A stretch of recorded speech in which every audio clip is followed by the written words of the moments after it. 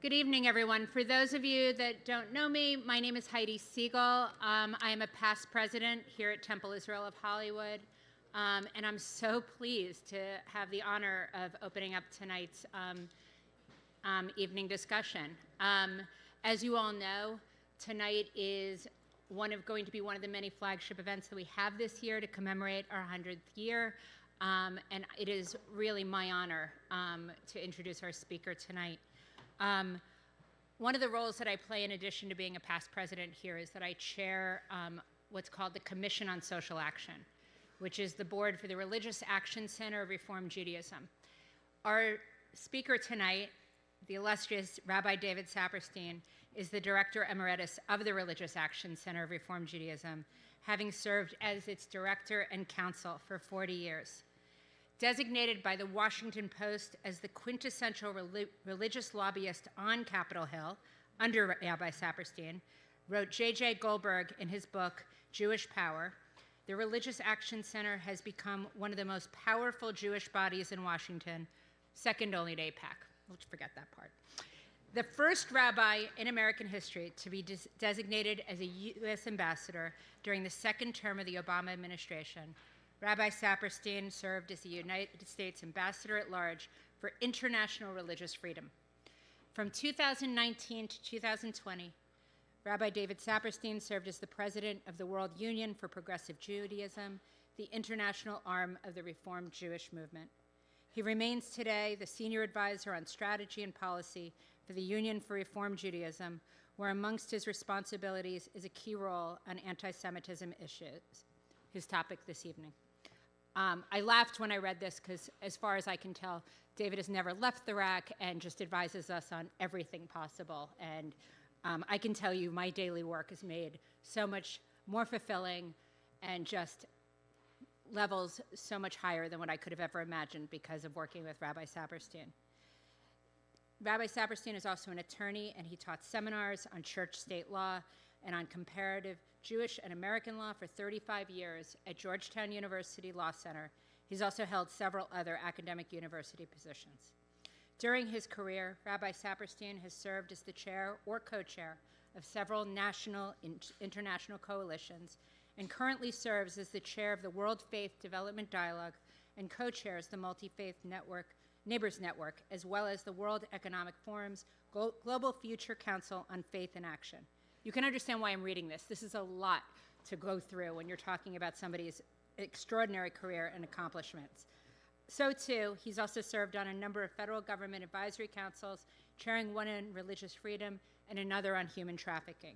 He's served on boards or executive committees of over 20 national organizations, including several directly engaged in the subject of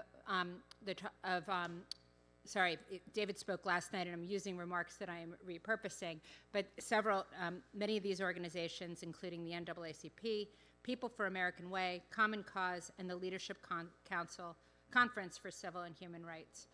I want to just say, Rabbi David Saperstein is an extraordinary individual with the most illustrious career, and he is far from retired even at this point, even though he no longer serves as the director of the RAC. In a conversation I had with him only a few months ago, he joked that he had cut back on his work and was now only on 20 boards rather than 40. I can tell you, as somebody who's in regular contact with him, you never know where in the world he is when you're speaking with him. You never know who he's meeting with, what illustrious organization he has been invited to address, what honor he is receiving, which is as long as my arm, the list that could go on and on and on. And it's just a remarkable privilege and pleasure for all of us to have him here tonight. Personally, he has just been a mentor and an inspiration to me and so many others, and I know quite a few in this room as well.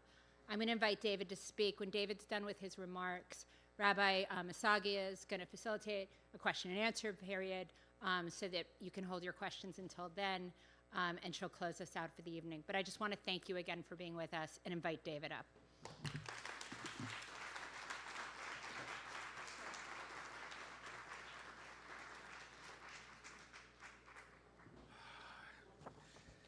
It is absolutely wonderful to be back here, and what a delightful service that was, really. I can't tell you, I mean, first of all, a baby naming with a kid was such a wonderful choice of names. Here are some of my favorite figures as part of that, and the very moving welcome to a new fellow Jew here. I will remember that with a great deal of pleasure. It's really a delight to be with Rabbi Masadgia and with Rabbi Dax DaCosta here. They have been doing an absolutely wonderful job here at challenging times here, but God bless the work they're doing. I had not heard Shelley Fox before. It was really a delight to hear her. But I particularly, and I want to just thank everyone, the lay leaders, above all Stephanie, who is serving this congregation so well here. And I want to thank Zach Lasker, who is, I haven't had the conversation about whether or not his Lasker family and my Lasker family are connected in some way here. But here, and then there's also the Rabbi Regebs, who are longtime personal friends as well. As some of you may have inferred from last night here, John Rossov and I have been colleagues and friends for almost 50 years. Here, we go back a long, long way, and John is widely recognized by his colleagues as one of the best congregation rabbis of our generation. And for me, in terms of the courage he has shown in finding the right balance of universal and particular issues in addressing Israel and Zionism. He's reached out to a generation of young people and brought them into an understanding of Israel and Zionism in a way that has been very distinctive through his books and his speeches, and it is really always an honor. As I said, you and Barbara go back so long with us, but not as long, finally, here. First, Heidi, thank you here. You are a new friend these last 5 years, 6 years, but you have arisen as a star in the lay leadership of the National Reform Jewish Movement. It's really a relationship I deeply cherish here. But I do have to acknowledge my longest-standing friends here, the remarkable Rabbi Steve Jacobs, one of the great social justice rabbis in America in the last 2 generations here, and Betty Yee, who has served the people of California so wonderfully. A real delight to be with them. Last night I talked about democracy and the threats to democracy, much of it created by this administration and by the president. So let me start with commending the president. I commend the president for what he has done in trying to bring peace in areas, whatever the motivations you might attribute to it. He has been making a difference in areas of the world here that has been something remarkable. Here, the ceasefire he brought around to Israel and the attendant release of the hostages will go down as part of his legacy. It will be, I think we all hope, he has the stay-to-itiveness to actually engage all the partners in the region. It will not be nearly as easy as what he's already achieved, but indispensable in securing that long-term legacy and the long-term movement towards peace that all of us pray for so deeply. Here, I would commend him as well. He has done, on the one hand, a significant effort in raising the cause of fighting anti-Semitism. A little bit of a paradox, because he's somebody himself who is trafficked in some anti-Semitic tropes. He has empowered and legitimized people who bring anti-Semitic messages. I heard one wag say today he is kind of anti-Semitic adjacent here, which I thought was a very, very insightful comment here. So I start with that, and I don't have to tell anyone in this room how serious the crisis of anti-Semitism is. This is a country, as I explained last night, that because of its constitutional system, because of our Bill of Rights, because of our rule of law, because of the interpretations of the Supreme Court expanding freedom in the 20th century, expanding freedom of speech and expanding the protections of freedom of the press, expanding the right to petition the government for redress of grievances, the right to protest, expanding the right of association, expanding the right of a free press, and doing that. This is a country that opened up the doors to the Jewish community with all of the ebbs and flows, welcoming millions of Jews to safety in this country in a way that has afforded this Jewish community more rights, more freedoms, more opportunities, more achievements, more acceptance than we have ever known in 2,500 years of diaspora life. And if we're going to really address anti-Semitism, it requires preserving all of those things that those of us who were together last night discussed in depth. But against that backdrop, we're looking at what the ADL says is a 900%, meaning 9 times as many anti-Semitic incidents now as it was 10 years ago. 1/10 of the history of this extraordinary 100-year-old congregation. Here, in 10 years, it's increased 9-fold. You should know the ADL expanded after October 7th its definition of what anti-Semitic incidents were, to include anti-Zionist language, anti-Zionist protests as anti-Semitic. So of the anti-Semitic incidents that are reported in 2020, for the 3,934, I believe, nearly 60% of them dealt with Israel as Zionism. Where if you go back 40 years, here, none of them would have been really involved with that. It all would have been vandalism of synagogues, of desecration of cemeteries, hostile attacks by right-wing groups against Jews, a whole range of anti-Semitic incidents, overt discrimination, illegal discrimination against Jews in hiring, in housing, in all kinds of ways that were manifestations of anti-Semitism. They all go on. The Israel piece is a distinctive piece that has come in. So when we talk about the new anti-Semitism, it isn't that the old has vanished. It is still there. And I'm going to come back to that here, and I'll address the new anti-Semitism piece of that as well. And it's a problem here as well, although we have to keep some perspective on it here. In California, there had been a significant increase in hate crimes as well in California, but only 124 of them, excuse me, let me say that again. Here, there was a 45% increase in hate crimes in 24 as opposed to 23, totaling 1,300 hate crimes. Only 242 of those involved Jews. Blacks still are the victims of hate crimes and discriminatory incidents more than any other group, but Jews more than any other religious group here. And that is a central challenge to us. It's often religious minorities who are the subject of hate crimes.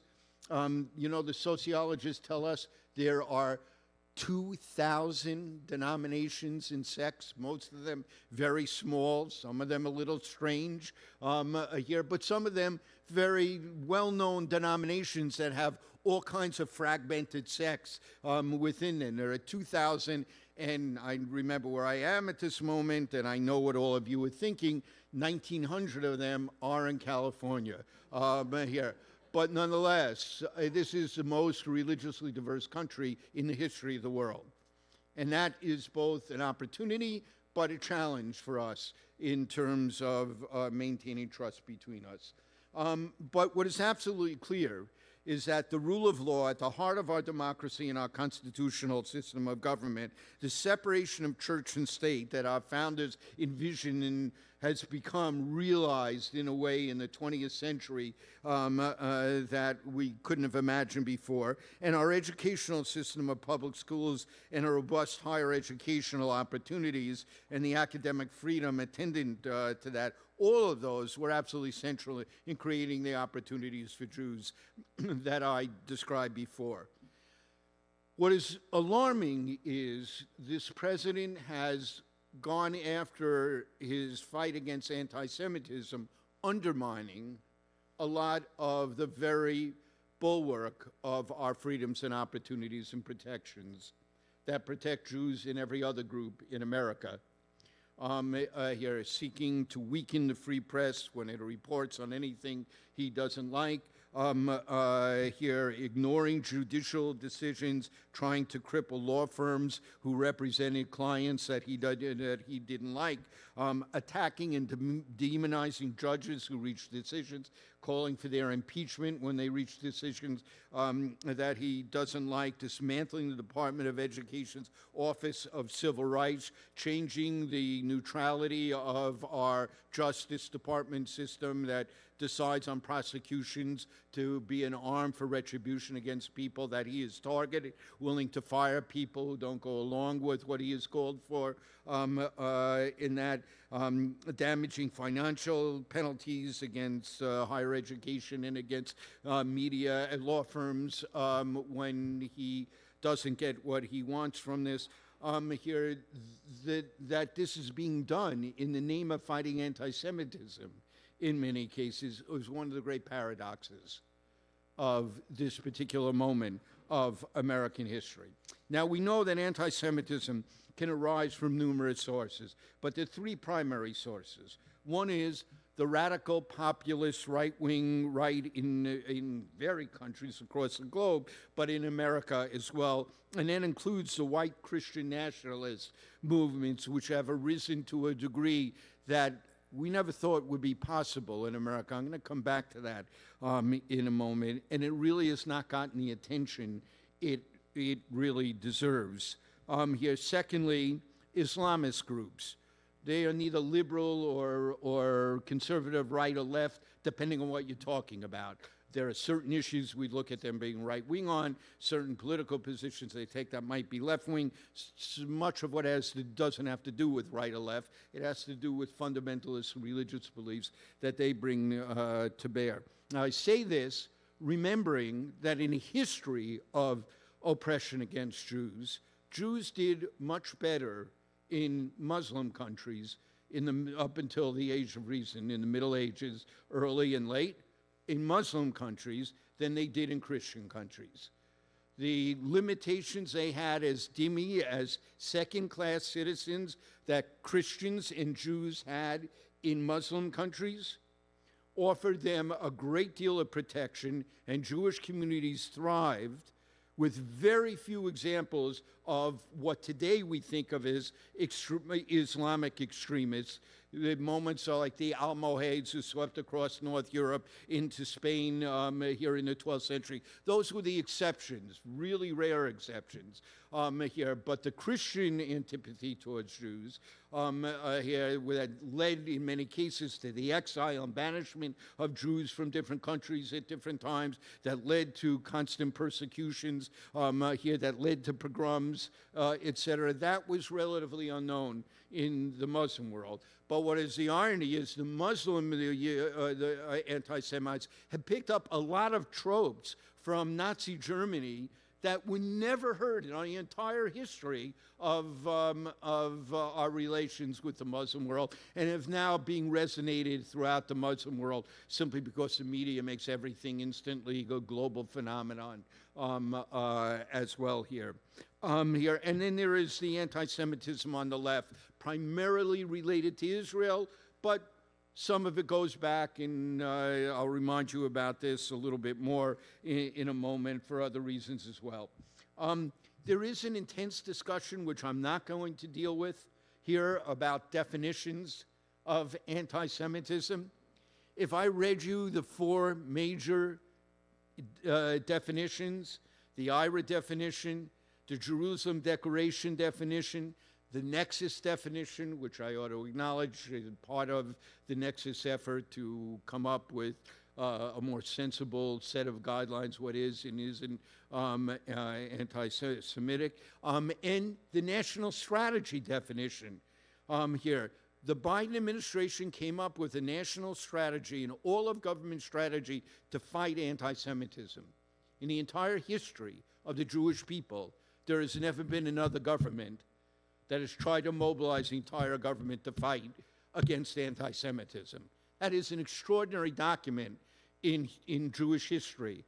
I think it will rank with the Israeli Declaration of Independence and the Balfour Declaration as the third great document of the existence of this congregation. Well, it's Balfour Declaration a little before that here, but of that period of time that's represented by the history of this congregation here. It really was an extraordinary thing, and I wish that this administration would rise above partisanship to say, we are going to build on this all-of-government thing with every branch of government under the Biden administration declaring what it was going to do specifically and reporting on how it had actually reached those efforts, and his effort to make it an all-society, well, getting businesses and civil society, civic society together, nonprofits working with them to do this. I wish this administration would really build on that, because almost everything in that is non-controversial.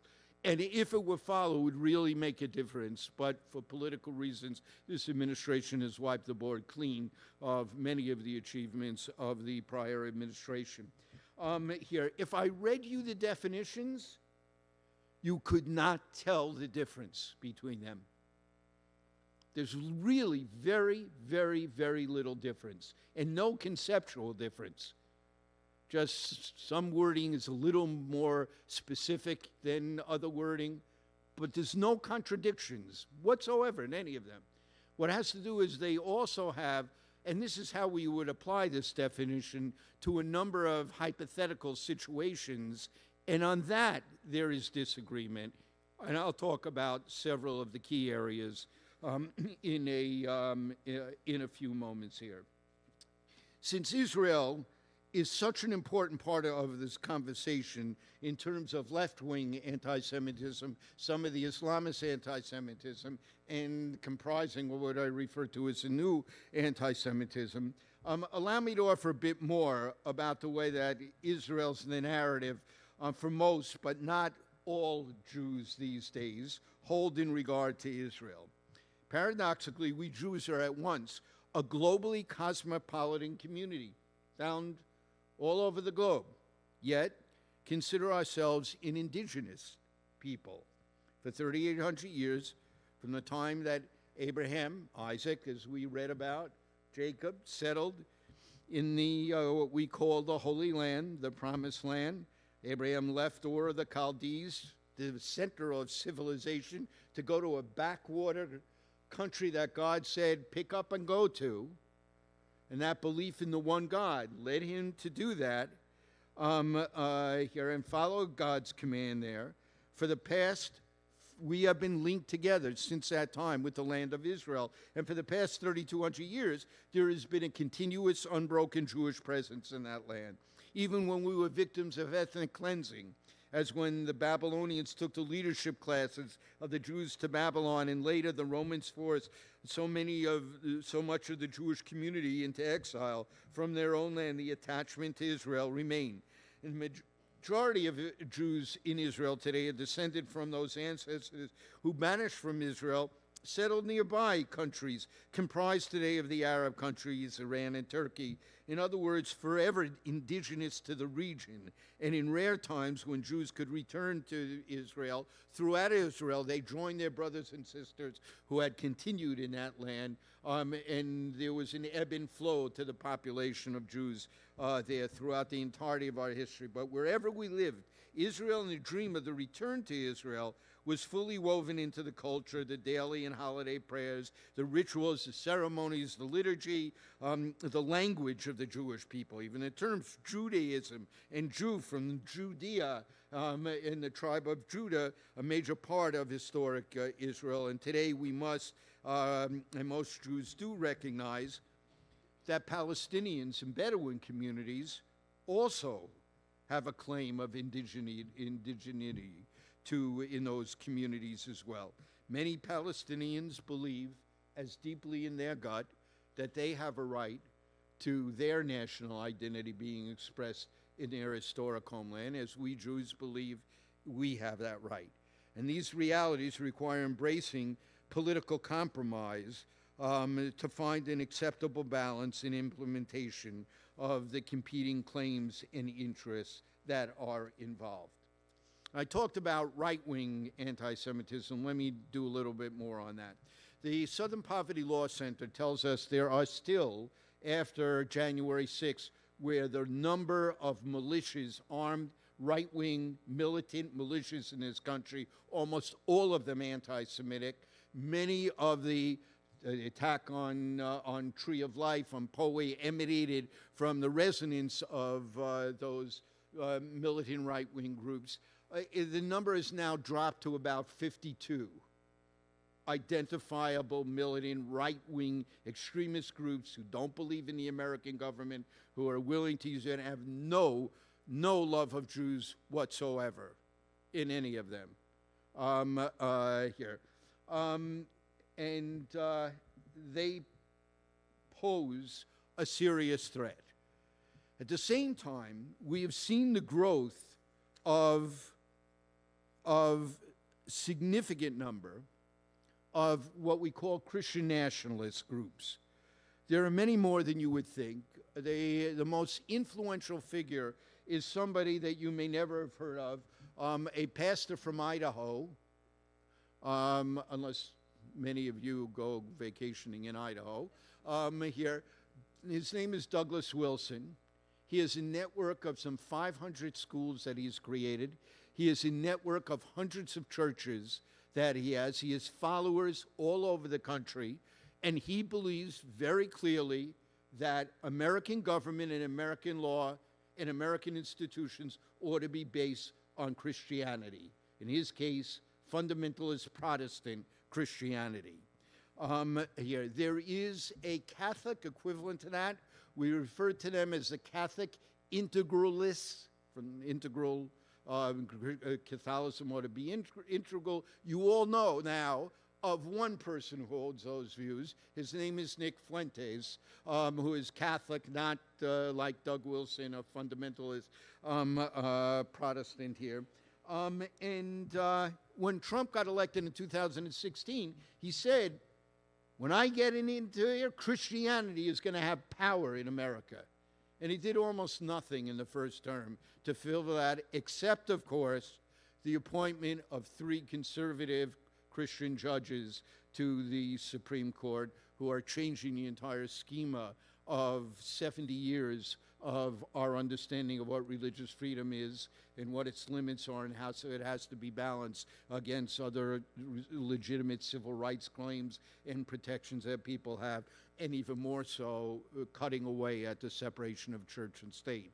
All of the fundamental protections that existed for the last 70 years hang by a thread now.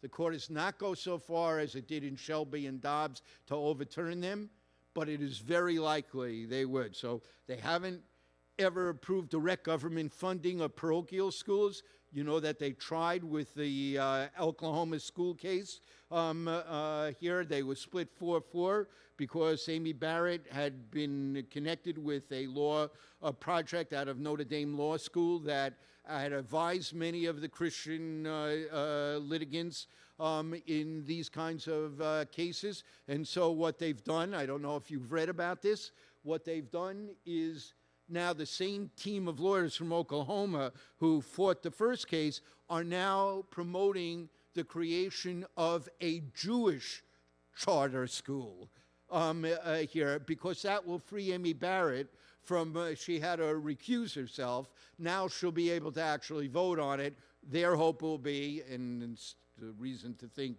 judging from her past work, that they're correct in this, that she will be the fifth vote to allow now government funding to go to pervasively sectarian religious schools. And if we do, the entire scheme of public education in America is endangered. And for Jews, that is going to make a huge amount of difference in the America that our children and grandchildren will know will be very different from the America we grew up and thrived in, should this happen. Here, so Trump, here, the first day in the second term, he announced he was creating a task force on anti-Christian bias, because there's so much anti-Christian bias. The most persecuted group is argued in the country here. This was not enough for Douglas Wilson.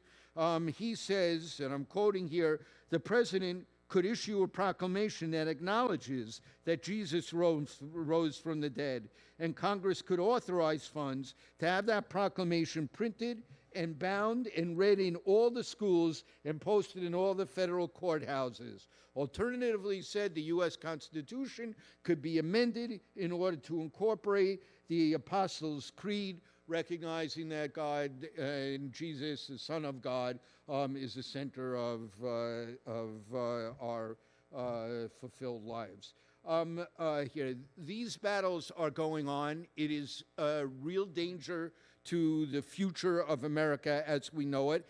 And more, these groups on the right now join with a kind of populist abhorrence of the elites of this country, who they are blaming for the kind of chaos that exists in the sense of our economy.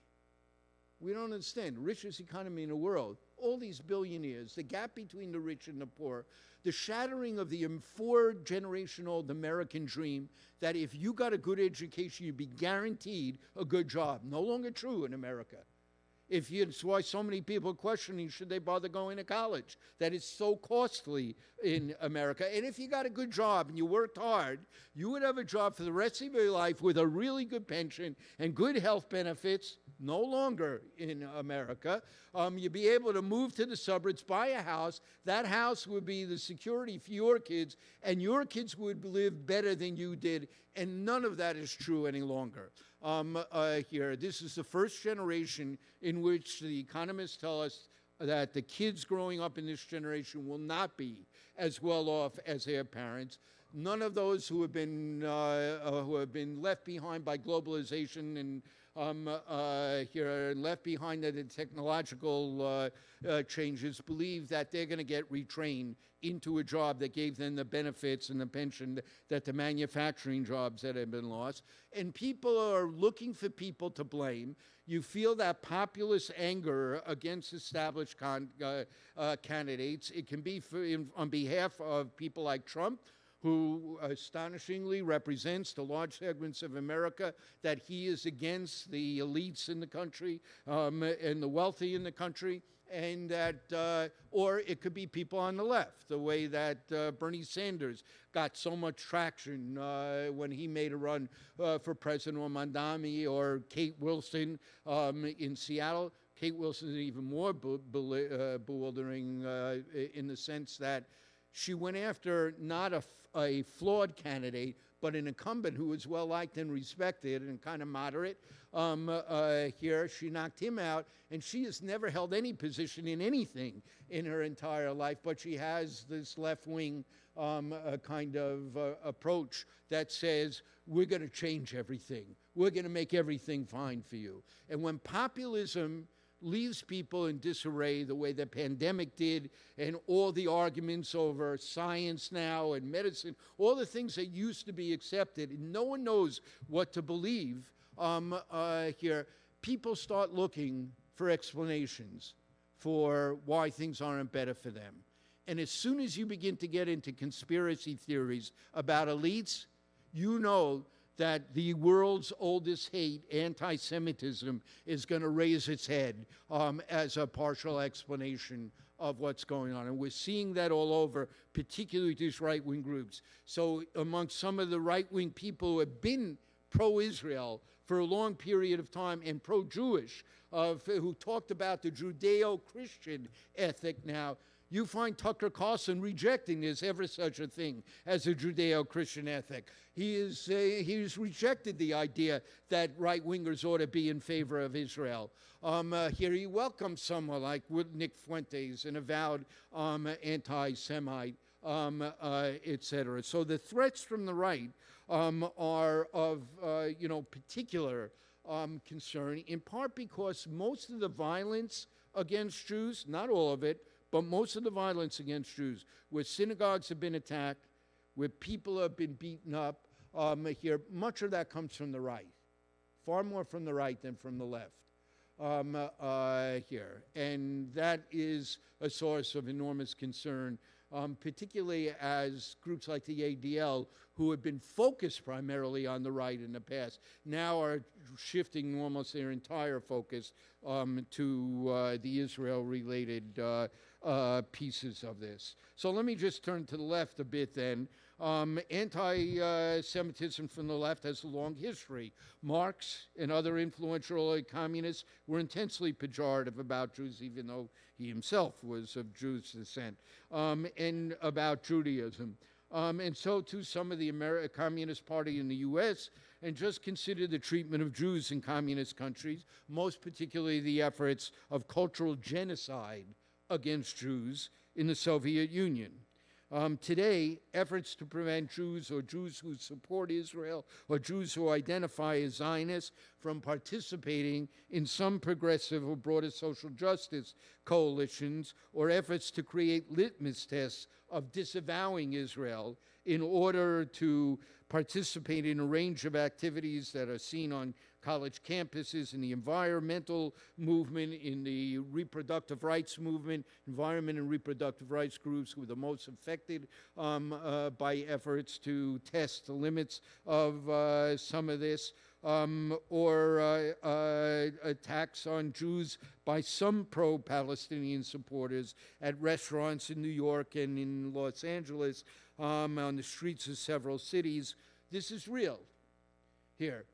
Most of the protests that are pro-Palestinian protests are peaceful protests here. That the president has gone after all of those protesters based on the substance of their message, simply being pro-Palestinian, saying he won't allow immigrants who are pro-Palestinian into the country any longer, deporting people because of simply exercising their legitimate free speech rights and rights to protest, should be alarming to all of us. So where, in regard to Israel, should the lines be drawn? I think everyone would agree criticism of policies of Israel is not inherently anti-Semitic. Here, when does it cross over the line as being anti-Semitic? Here, some say, well, if it's a double standard, if they only criticize Israel and no other bad countries in the world, they do. But think about that for a minute. It may be unfair here, but it happens all the time on all kinds of countries. There are some people who care about what's happening to Uyghur Muslims in China and are focused on that. Others worry about the tragedy in Sudan and are focused on the autocratic forces in Sudan that are committing genocide in Sudan. There are lots of reasons. That's their own ethnic background. That country has a special meaning for them. They just were moved by the plight of a particular country. So there are Palestinians and Jews who spend much more time talking about Israel than they do about Burma. And that is a right that people have to focus in. If they hold it to a different standard, than other countries, then I believe it crosses over the line. If you hold Israel to a different standard than to other democracies in the world, and you apply a much tougher standard to it, that steps over the line. What about saying Israel is an apartheid state? Well, some people argue that's inherently anti-Semitic. But does that make sense? Here, there are three prime ministers, Rabin, Olmert, and Perez, who warned about Israel becoming an apartheid state if it didn't change its policies. There are people who can make an argument that what Israel does on the West Bank is a form of apartheid according to the International Covenant Against Apartheid. When groups that are human rights groups issue reports on Israel and apartheid, you will see at the beginning of the report, we are not comparing it with South Africa. This is not South African apartheid here, but two systems of laws affecting two populations totally separately, administered separately, different protections for them, does violate the International Covenant against Apartheid here. But if they say this is a Nazi state or a South African apartheid state, a system of government so evil it has no right to exist, it steps over the line into anti-Semitism. Same with BDS. I mean, what is the hysteria about BDS being anti-Semitic? We use boycotts, divestments, and sanctions all the time, all over the world. We call for sanctions against Iran. We call for sanctions against Russia. We call for sanctions against China, against Burma. We call for sanctions all the time. There are all kinds of things that the Reform Jewish movement in the United States boycotted. We boycotted states that didn't endorse the Martin Luther King holiday or the Equal Rights Amendment, going back to my earlier years in the 1970s about this. Those are legitimate economic tools to do that. When Ben and Jerry said, we believe the occupation is wrong, and we're withdrawing our stores from the West Bank, people could say, that's not right. You can say, that's not wise. It's counterproductive, that kind of thing. You can have a debate over that. To say it's inherently anti-Semitic makes really no sense at all. The use of economic tools makes sense here to try and get a country to change its policies if you disagree with them. It's a peaceful way of doing it. In contrast, Omar Barghouti, the head of the international campaign, has said, I want to use BDS in order to end Israel's existence. That's an entirely, as a Jewish state, that's an entirely different thing. That begins to clearly step over a line into anti-Semitism. I say these things, I could go on with this, just to say how complicated it is to actually characterize what people on the left are saying critical of Israel, or many of our young Jewish people who have become alienated from Israel are saying, you're not the Israel that you taught us to love. That's not the Israel the only Israel we've known is Bibi Netanyahu's Israel. As long as we've been alive, it's only been the occupation. It's only been Bibi Netanyahu. It's only now we're seeing this right-wing government, the most right-wing government in history, including people who clearly are racist, have been convicted of racism, actually in the courts of Israel convicted of racism, here, who are playing central roles in the government, and they're saying, this is just not the Israel you taught us to love. Here, we want to boycott Israel, we want to change things in order to get back the Israel we love. Here, and to accuse these kids of being anti-Semitic is even when people say they're anti-Zionist, it depends what they mean. If they deny the right of the Jewish people, can always exercise a right that you have. If it conflicts with other people's exercise of their rights. But if they deny the right of the Jewish people, that's to have a national expression in their 3,000-year-old homeland, that steps over a line. Here. But if I'm anti-Zionist, they mean what you were doing, Israel, in the name of Zionism is such a violation of international law and so appalling to the Jewish values I learned in my synagogue here that I am against that Zionism here, we have to be careful about saying that's anti-Semitic about it. So these are complicated issues. There are no absolute right or wrong on them here, but the new anti-Semitism is really complicated for us to do right. The one thing I do believe is if you tell people, for instance, some of the major church groups in the mainline Protestant denomination, millions of people who really believe they are absolutely against anti-Semitism. They'll stand and clean up desecration of our cemeteries, stand in front of our synagogues to protect them when they're threatened by anti-Semites here. They even believe that they're pro-Israel, but they are also pro-Palestinian. They want to see a two-state solution. They think Israel is interfering with it. They support BDS. If we tell millions of people, then you're anti-Semitic, you're saying you have no place with us. You're the other.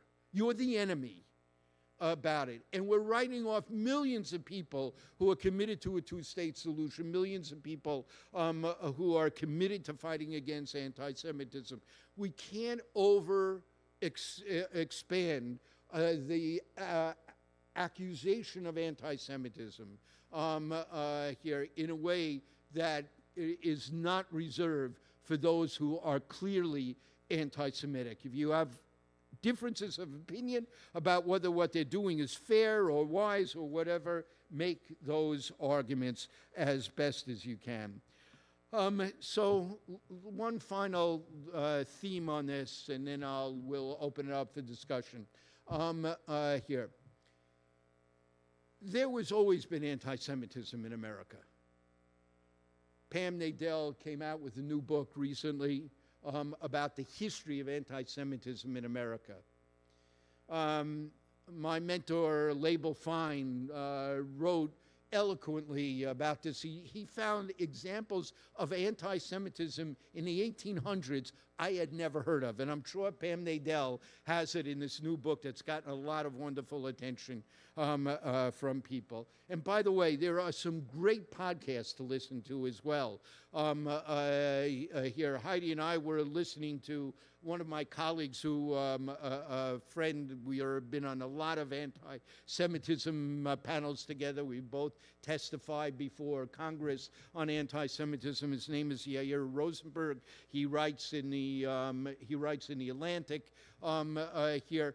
He has a podcast on Yehuda Kurtzer, which is called Identity Crisis. Today, or yesterday it came out here about anti-Semitism.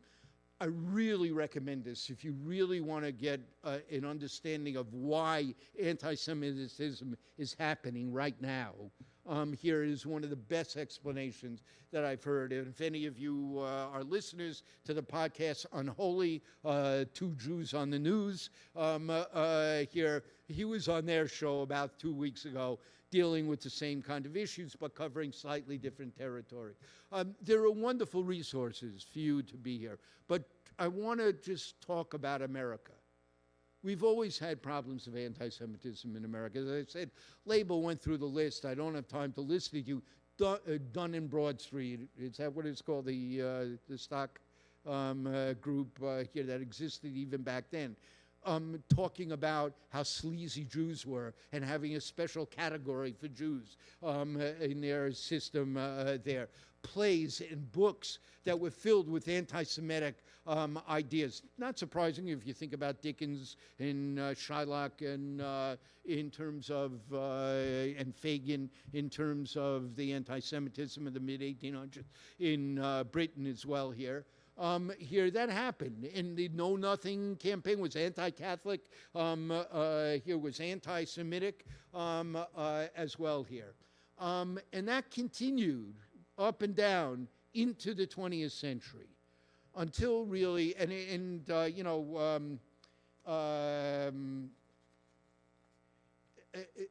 think about Father Coughlin, 30 million people, hearing him spew at anti-Semitism every single week.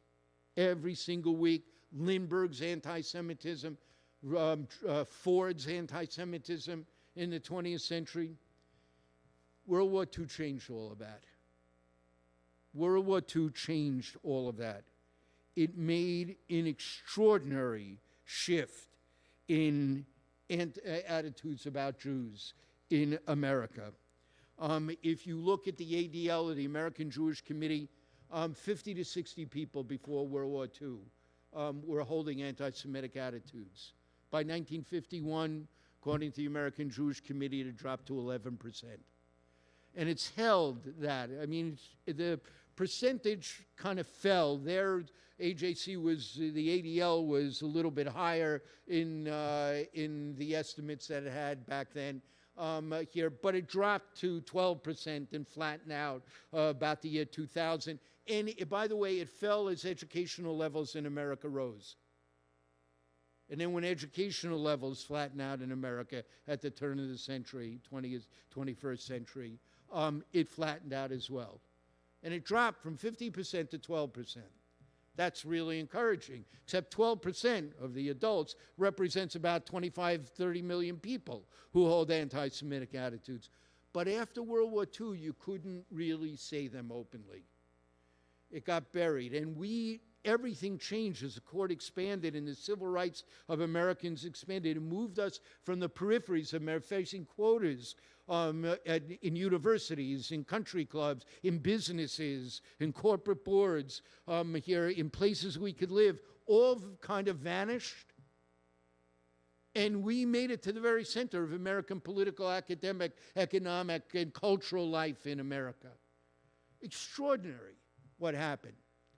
And for a long time, you couldn't make it in America at a national level if you were engaged in anti-Semitism or racism against blacks, for that matter. I remember in 1973, now we're really proud at the Religious Action Center here representing the Reform Movement in Washington, D.C. We're proud because the Leadership Conference on Civil Rights, the largest umbrella civil rights coalition, was housed in our building for 30 years. So when the Civil Rights Act of 1964 and Voting Rights Act of 1965, the civil rights community's contribution was drafted in our conference room for 30 years. The mobilization, and we were at that table in the executive committee from the beginning of that 61 when we opened until today. Here, we have played a central role in fighting for civil rights of all kinds. As that coalition expanded, it expanded to Asian rights, to Mexican rights, to Latino rights more broadly, to disability rights. The ADA bill was drafted in our conference room. Here, the last bills that were really worked out of it were the Fair Housing Act, the Americans with Disabilities Act, Civil Rights Act of 1990, and the Civil Rights Restoration Act. Here, all of them, we played a key role in the passage. We're extraordinarily proud of that. And now we're seeing so much of this endangered and dismantled at this period of time. And all of this endangers the Jewish community. All of this endangers the Jewish community. If you can have hate crimes against any group, Jews will never be safe. There will be no Noah's Ark that will protect us if democracy goes down, if hate spreads in this country, if civil rights are denied in this country. There will be no protection of us. We feel it peeling away at the far right. We feel it intensifying at the far left here. And we know the kinds of things that we ought to do. Here, I was just one story about what I was saying about the cultural constraints, the social constraints about expressing anti-Semitism. It was 1976. I had just begun running the Religious Action Center in 74. And I see there are a couple of people old enough to remember the 76 election in this room. You'll remember the Democratic candidates. So I persuaded Alex Schindler, who was the head of the Conference of Presidents, as well as the president of the URJ, to allow me to host a meeting for the heads of 30 of the largest organizations, Jewish organizations involved in community relations, to meet with the President Ford and all the presidential candidates. Ford decided not to accept the invitation. here, but all of the Democratic candidates did. Scoop Jackson and Mo Udall, names that many of you will remember. Jimmy Carter came. Jimmy Carter said it was the first time he had met national Jewish leaders, was at that meeting. And to our bewilderment, George Wallace, who was running for the Democrat nomination, came. We weren't disability accessible in '76. 4 of us carried him up in his wheelchair into the conference room, and he looked at us and he said, I know I have to begin with an apology for things I've said about blacks and Jews. Here, it was a moment representative of something extraordinary. You couldn't make it in public life. Those constraints held really into the beginning of the 21st century. And then in the dark corners of the internet and the anonymity of social media, we began to get messages of hate, of disparagement, of denigration, of demonization that began to filter and become extraordinarily popular. And even so, those constraints were holding until, very honestly, we had a presidential candidate who decided to engage in that kind of demonization of Muslims, of migrants, here, of disabled people, and go down the list, who koshered it here and changed the culture of America. It would really be hard, and anti-Semitism, like other forms of hate, has come out of the dark corners of American life into the center of American life. And we know the kinds of responses at such a time as this, as we face here. We know that we have to mobilize here in our politics to ensure that in elections, people who share the traditional values of America in terms of its fundamental freedoms and its constitutional order are elected. We know that relationships are a sine qua non in building coalitions against hate, working together on common grounds, educating each other about each other. The extraordinary expanse of interreligious coalitions that exist. There are more interfaith, interreligious coalitions and cooperative endeavors in the world today than at any point in human history, and the United States leads that above all here. It takes time to build those relationships, and the best time to do it is not in the middle of a crisis. It is over time, working on common concerns. And if you want that third, if you want a fundamental rule of coalitional politics, if you want to have a friend, you got to be a friend. You've got to work on survival issues for other groups as much as you want them to work for yours. You got to show you're going to stand by others here. I know many people felt after October 7th how strained it was and how disappointed they were at the silence of people, or even people who took an anti-Israel position. And it was painful.